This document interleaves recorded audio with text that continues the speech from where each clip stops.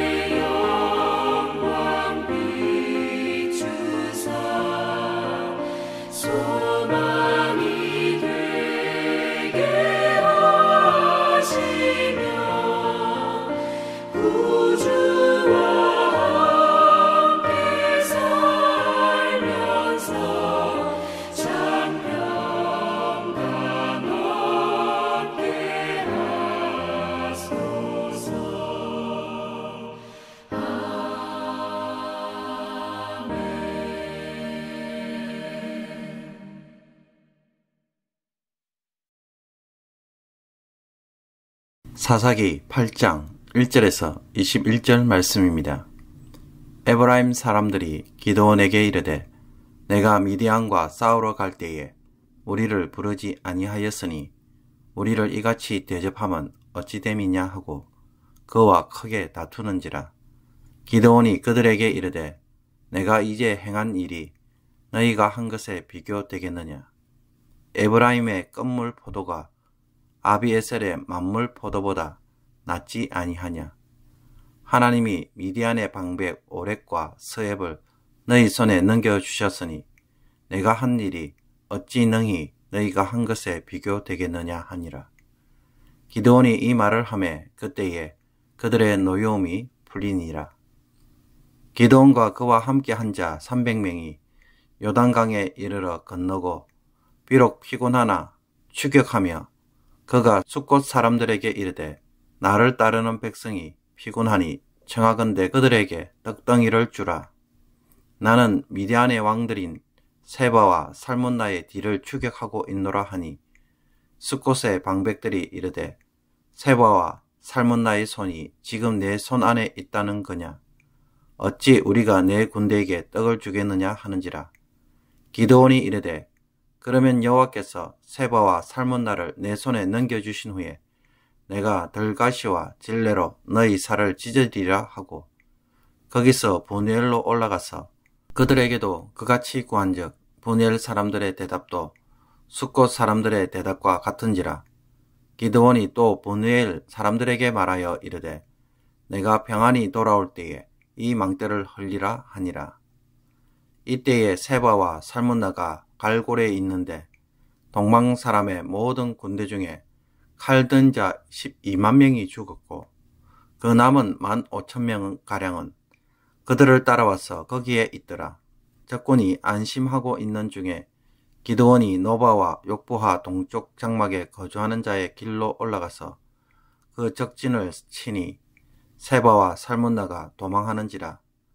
기드온이 그들의 뒤를 추격하여 미디안의 두 왕 세바와 살문나를 사로잡고 그 온 진영을 격파하니라. 요아스의 아들 기드온이 헤레스 비탈 전장에서 돌아오다가 숫곳 사람 중 한 소년을 잡아 그를 신문하매 그가 숫곳의 방백들과 장로들 77명을 그에게 적어준지라. 기드온이 숫곳 사람들에게 이르러 말하되 너희가 전에 나를 희롱하여 이르기를 세바와 살문나의 손이 지금 내 손 안에 있다는 거냐. 어찌 우리가 내 피곤한 사람에게 떡을 주겠느냐 한 그 세바와 살문나를 보라 하고 그 성읍의 장로들을 붙잡아 들가시와 찔레로 숫곳 사람들을 징벌하고 브누엘 망대를 헐며 그 성읍 사람들을 죽이니라. 이에 그가 세바와 살문나에게 말하되 너희가 다볼에서 죽인 자들은 어떠한 사람이더냐 하니 대답하되 그들이 너와 같아서 하나같이 왕자들의 모습과 같더라 하니라. 그가 이르되 그들은 내 형제들이며 내 어머니의 아들들이니라. 여호와께서 살아계심을 두고 맹세하노니 너희가 만일 그들을 살렸더라면 나도 너희를 죽이지 아니하였으리라 하고 그의 맏아들 여들에게 이르되 일어나 그들을 죽이라 하였으나 그 소년이 그의 칼을 빼지 못하였으니 이는 아직 어려서 두려워함이었더라. 세바와 살문나가 이르되 내가 일어나서 우리를 치라.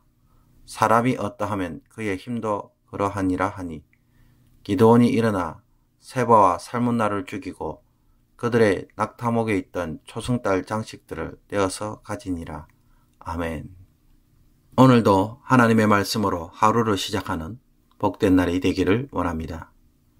기드온과 300명의 군사들은 한밤중에 미디안의 진영에 들어가서 항아리를 부수고 항아리 안에 있던 횃불을 들고 오른손에 나팔을 불어 외침으로 적들을 혼란케 하며 소동을 일으키자 하나님은 군사들이 이리저리 도망다니면서 서로 칼로 죽이도록 하셨습니다.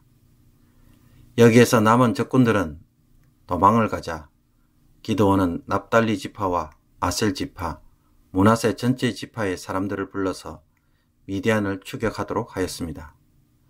그리고 에브라임 지파에게도 도움을 요청하여 요단강을 건너는 길목을 지켜서 적의 도주를 막도록 하였습니다. 뒤늦게 참여한 에브라임 지파는 미디안의 두 신하를 잡아서 죽여 기드온에게 주었습니다. 그때의 이 에브라임 지파는 기드온이 미디안과 싸우러 갈 때에 자신들을 부르지 않았다고 크게 불평하였습니다. 자신들의 공적을 뒤늦게 과시할 뿐만 아니라 므낫세 지파의 기드온이 행한 일에 대해 경계와 질투심, 경쟁심 때문에 불만을 토했던 것입니다. 그러나 기드온은 에브라임의 공을 축혀 세워서 그들의 불만을 잠재웠습니다. 그런 후에 요단 동편으로 도망친 미디안의 왕들을 추격하였는데 중간에 숫곳과 보누엘에서 음식을 요청하였다가 주민들로부터 거절을 당합니다. 아직 전쟁이 끝나지 않은 상황에서 기드온의 군대를 도왔다가 보복을 당할까 봐 두려워서 피곤하고 굶주린 기드온의 군대를 끝내 돕지 않았던 것입니다. 이것을 보면 에브라임 지파와 숫곳, 보누엘 사람들에 대하여 참으로 화가 나고 섭섭하지 않을 수가 없습니다. 기드온이 자기 일도 아니고 이스라엘을 위하여 이렇게 열심히 전투하였는데 칭찬과 격려는 하지 않고 자신들을 무시하고 섭섭하다는 말만 하고 있습니다. 더욱이 숫곳과 보누엘 주민들이 보여준 것처럼 전혀 도와주지도 않고 오히려 자신의 안정과 이익에만 따라하는 모습에 화가 치밀 수밖에 없습니다. 사사시대의 이스라엘 공동체가 얼마나 무관심과 배신, 경쟁이 만연했는지를 단적으로 보여주는 모습입니다. 그러나 우리는 이 본문을 통해 한편으로 생각해 보아야 할 것이 있습니다. 그것은 우리가 주의 이름으로 수고를 하고 하나님을 위하여 선을 행할 때 혹은 누군가를 위해 희생을 할 때에 모든 사람들이 여기에 호응하고 칭찬하며 도와주는 것은 아니라는 것입니다. 내가 이런 일을 하니 당연히 도와주겠지라고 생각이 들지만은 그러나 실제로는 무관심과 배신, 심지어 자기 공로와 경쟁심으로 대응하는 사람들도 많이 있다는 것입니다. 그러므로 내가 이런 좋은 일을 하니까 반드시 나를 도와주고 칭찬해주고 알아주어야 한다는 생각은 우리 자신의 착각일 수 있는 것입니다. 그리고 그것을 당연시 여기게 된다면 내 스스로 실족할 수가 있습니다. 기드온을 보십시오. 힘이 강한 에브라임 지파에게는 아무 말도 못하고 부드럽게 대하였지만 숫곳과 보누엘 주민에 대해서는 복수로 응답합니다. 미디안의 핍박과 보복이 두려워서 된 일인데 기드온은 미디안이 아닌 자기가 자기 동족을 죽이는 일을 도리어 하고 있습니다. 여러분, 우리도 이런 기드온의 모습들을 우리 안에서 발견할 수가 있습니다. 칭찬을 기대했는데 비난이나 책망 혹은 원망을 받으면 우리도 상처난 마음에 도리어 사람들과 싸우고 갈등과 분쟁과 악한 일로 번질 수 있다라는 것입니다. 살면서 사람들에게 느끼는 섭섭함, 그런데 알고 보면 그 사람들보다 나에게 더 문제가 있다는 것을 말씀을 통해서 볼 수 있어야 하겠습니다. 그리고 이 마음 때문에 나도 모르게 내 안에 미움과 원망의 쓴뿌리가 자라고 있음을 우리가 보고 경계해야 할 것입니다. 사실 기드온을 보면 하나님의 일을 위해 헌신한 자로 시작했다가 점점 어디로 향해 가는지 볼 수 있습니까? 자세히 보시면 이 일들이 결국은 개인적인 복수심으로 마무리되고 있는 것을 보여주고 있습니다. 기드온이 미디안의 두 왕을 악착같이 쫓아가서 자신의 손으로 두 왕을 처단한 것은 하나님의 뜻이라기보다는 개인적 복수심에 기초하고 있음을 보여주고 있습니다. 그리고 자기 동족인 숫곳과 분열 사람들 역시 자기가 심판자로 행동하는 모습을 보여줍니다. 하나님이 시켜서 한 것이 아니라 자기 복수심에 자기가 행한 일입니다. 사람들 사이에 느끼는 우리들의 감정과 판단, 특히 부정적으로 느끼는 것들에 대해 어떻게 받아들이고 계십니까? 내가 느끼기 때문에, 내가 경험했기 때문에, 그런 판단이 들기 때문에 그것이 다 맞는 생각이고 바른 판단이며 감정이라고 할 수 있을까요? 그래서 그것을 느끼는 대로 말하고 행동하면 어떻게 됩니까? 오늘 본문에 등장하는 기드온의 모습이 바로 그런 모습입니다. 이런 기드온의 모습에 하나님은 더 이상 등장하지 않습니다. 하나님이 주도하지 않고 계시기 때문입니다. 내가 경험하고 있기 때문에 항상 옳다는 생각은 일단 내려놓을 필요가 있습니다.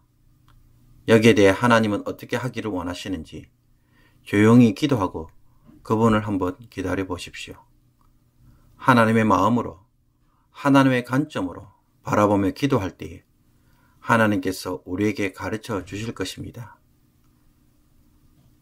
내 감정과 판단이 때로는 옳을 수도 있지만 그것을 따를 필요는 없다는 것을 가르쳐 주실 것입니다. 오늘 하루를 말씀으로 시작하면서 스스로 무익한 종이라고 여기며 당연히 해야 할 일을 했다는 마음으로 오늘 우리에게 주어진 일들을 하기를 원합니다. 내가 내 자신을 지나치게 높임으로 자기 스스로 실족하여 도리어 범죄에 이르는 일은 하지 않기를 원합니다. 또한 사람들에게 느끼는 섭섭함과 분노, 상처는 복수를 위한 근거가 아닌 것입니다. 이렇게 해도 된다고 하는 근거도 아닌 것입니다. 하나님은 그런 감정에 기초한 마음이 아니라 항상 하나님의 마음과 긍휼과 사랑에서 우리가 행동하기를 원합니다. 그 하나님의 마음을 내가 지금 품고 시작하는지 그것을 점검하는 복된 하루가 되기를 원합니다. 기도드리겠습니다. 하나님 아버지, 하나님의 말씀이 기준이 되는 하루가 되게 하여 주옵소서. 내 감정과 판단이 나를 이끌고 행동하지 않게 하여 주옵소서.